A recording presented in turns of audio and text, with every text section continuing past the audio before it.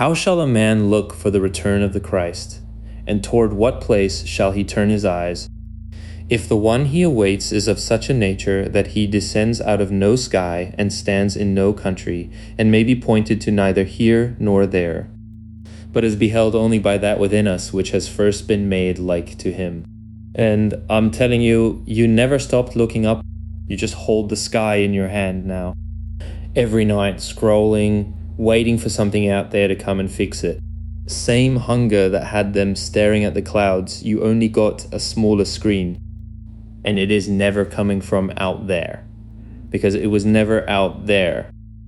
For we do not lay hold of the sun by running out toward the place where it burns, but because the eye, being itself made sun-like, receives it. And so too no man shall see the returning Christ with the eyes of the body, nor by searching the heavens, but only when the soul has so gathered and purified itself, that the light which is everywhere, and presses upon all, finds at last an eye awake to receive it. And this lies hidden from the present age, that he has come already and comes still, not far off and not in the time to come, but here and within, unseen in almost all men, for no other reason than that the eye which alone could see him has never once been opened. I'm telling you, he is already here.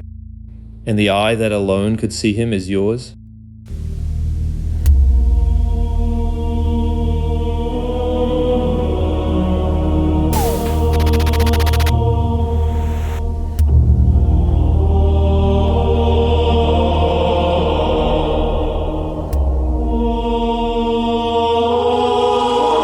He was not vague about where to look. They asked him outright, the way you would ask it, when does it come? What do we watch for? And the answer he gave undoes the whole habit of watching. Here what he refuses, not with observation. There is to be no watching of it, no announcement, nothing set in a place that a finger could turn toward and a crowd could gather around. He takes every direction the eye is used to turning, and closes it, and then gives the one address that is not a direction at all, within you. And that is the one place you have never once looked for him. You have looked up, you have looked to the church, to the next teacher, the next book, the next thing on the feed. You have looked everywhere a thing can be pointed at, your whole life, and never once turned and looked at the only place he ever told you he would be. He said it again at the end, on the last night when his friends were breaking because they thought he was leaving them alone. Make our abode with him. Not appear above him, not return to his city, come into the single person and stay and live there. This is the second coming spoken by the one who is supposed to be doing the coming, and it is no arrival anywhere you could travel. It is an indwelling. He moves in. So the address is the inside of a man, and it has been read aloud in every church on earth for 2,000 years. Which leaves a harder question than where. When he comes there, why does almost no one feel a thing? Because there is a law older than the gospel, and it governs all seeing.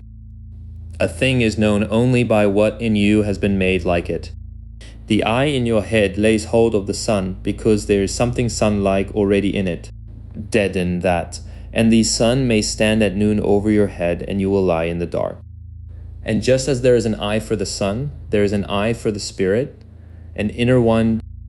It is no figure of speech and no flourish of the poets, but a real organ of the soul, as real as the eye in your face, and in almost every man alive it has never once been used. It lies sealed in him, fused into the body, asleep. And look at what you do all day with the one faculty that could open it.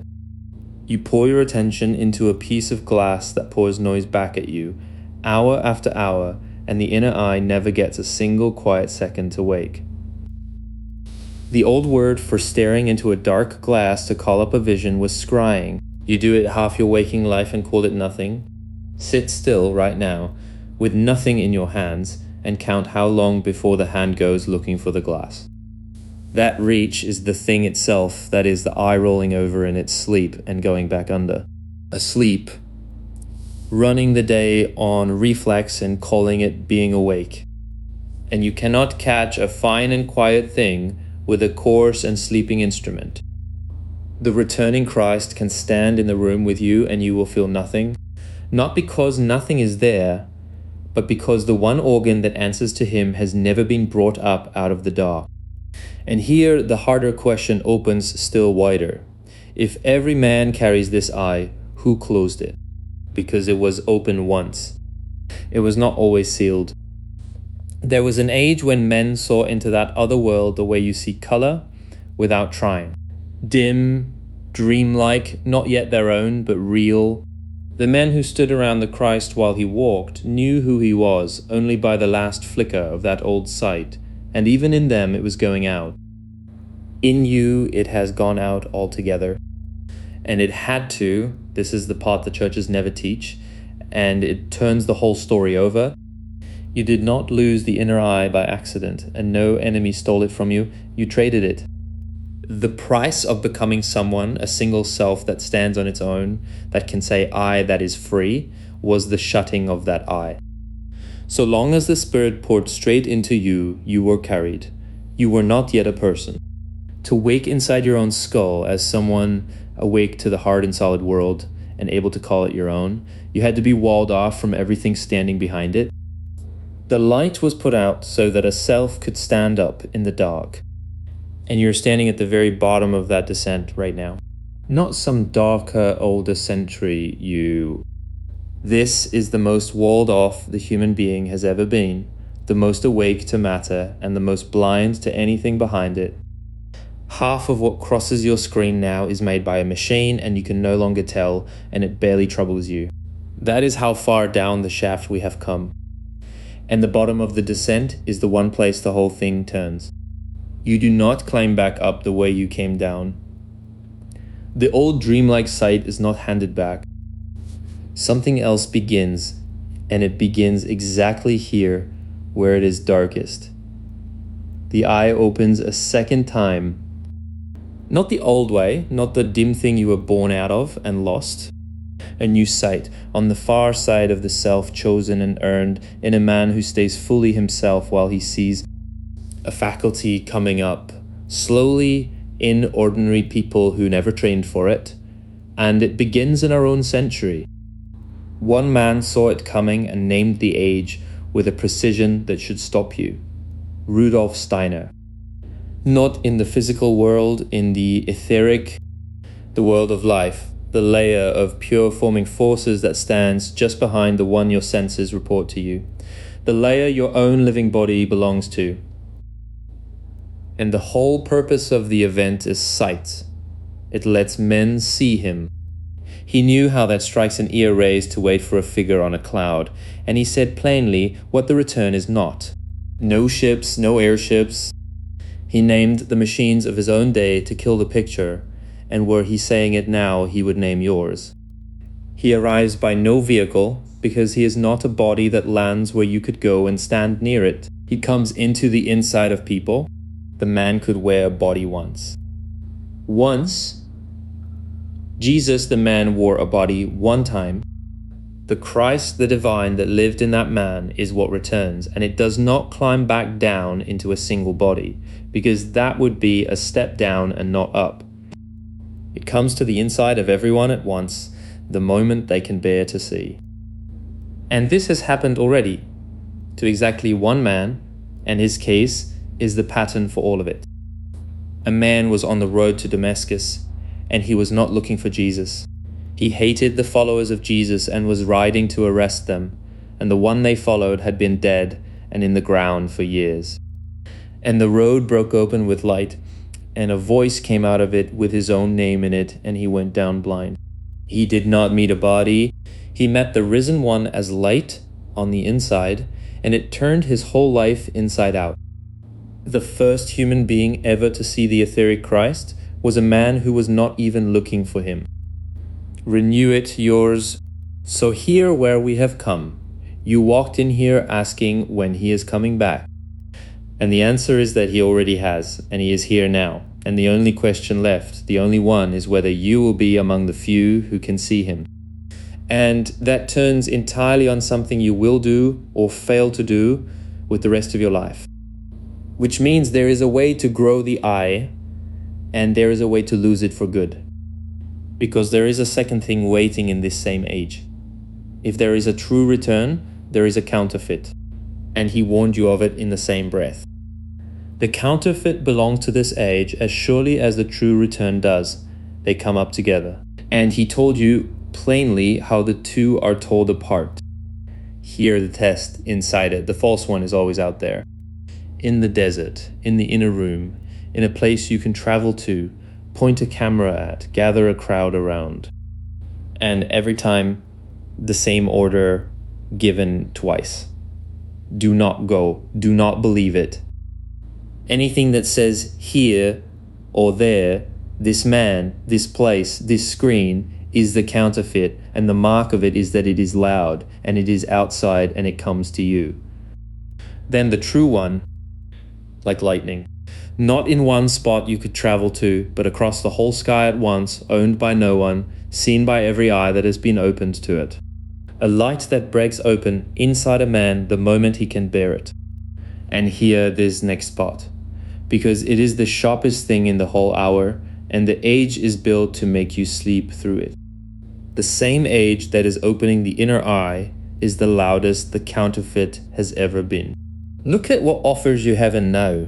A feed that swears the thing that would complete you is one more scroll away. A picture of paradise made on demand, for nothing, in the time it takes to blink. A voice that will hand you a finished heaven on a screen and ask nothing of your soul. No waking, no death of who you have been, no work at all.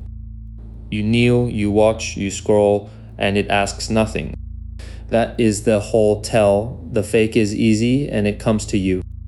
The true one asks everything of you, because it cannot come until the eye is grown, and the eye grows only in a soul that turns and does the work. So here is the law for which of the two you will get. What asks nothing of you and points you outward is the counterfeit. What asks you to wake and turns you inward is the door. Which leaves the only question that was ever worth asking: how is the eye grown? Not by staring harder at the horizon, and not by waiting for it to be given.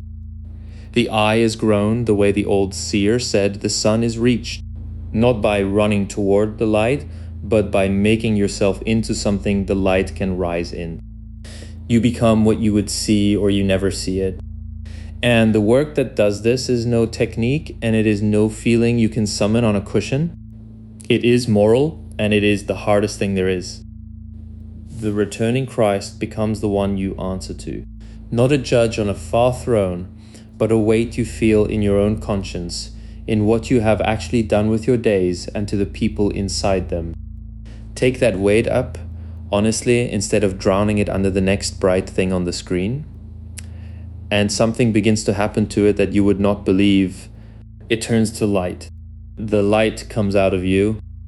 You do not find the returning Christ by squinting harder into the distance. You become the lamp by which he is seen. Every honest reckoning with your own life turns the flame up a little, and by that light, yours, earned, paid for in the only coin that buys it, the thing that was always there at last becomes visible. The eye and the conscience are one organ. You grow the sight by becoming a man who can bear what it shows him. And this is the birth the inward teachers never stop naming in every century under every threat. Not Christ admired across a distance, the way a man stands before a painting that breaks his heart and walks out unchanged. Christ formed in the very ground of a living person, formed in you slowly the way a child is formed, in the dark out of real substance until it is alive and its own. And why is this so hard now? Harder than in any age that came before? Because everything around you is built to drag the eye the other way. Every screen you touch is designed to keep your attention pointed out and moving, and never resting long enough to turn inward even once. To grow this eye in this age is to turn your whole face against the current of the time. That is the work. It was never going to be comfortable, and the comfort is the very thing killing it in you. So there's one thing to do with all of this, and it is not to believe it. The two figures in white asked it first in the field, while everyone stood with their necks bent back at the clouds. Why are you looking up? It was a correction, and a hard one. He had not gone up there. He had gone across out of the kind of seeing they were straining with, and that is the way he comes back. And the whole of Christendom has stood in that same field for 2,000 years, face to the sky, waiting for the one direction he told them he would never use. And now you stand in the same field, your face lit by a screen, waiting the same way, for the same rescue, from the same wrong direction. So tonight, when no one is watching, do the one thing this whole hour has been turning toward. Put the glass down. Take the part of you that has spent its whole life aimed outward, scanning for the sign, the proof, the rescue, the next thing that finally lands, and turn it the other way. Sit in the dark with your actual life, the one you keep trying to be saved out of. Do not ask the sky for anything. Do not ask the screen. Ask the thing asleep in the deepest part of you to wake. That is how the I grows, not by believing harder, by turning around. He is not in the sky, he never was. The cloud that took him was only the surface you cannot yet see through. And the seers are all saying the same impossible thing into our own century, and almost no one is awake to hear it. He already started coming back. And the place he is coming back to is the inside of you.